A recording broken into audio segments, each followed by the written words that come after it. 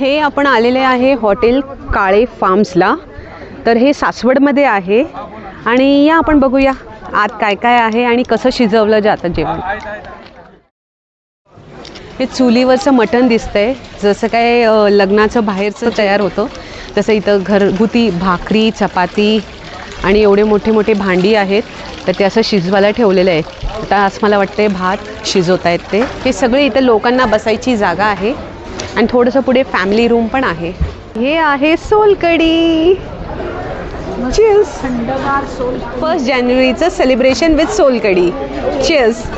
हे आळणी सूप जे म्हणतात। वा मस्त आहे, भूक तर खूप लागली आहे। चिकन फ्राय, मटन फ्राय, वजडी फ्राय व मटन उकड।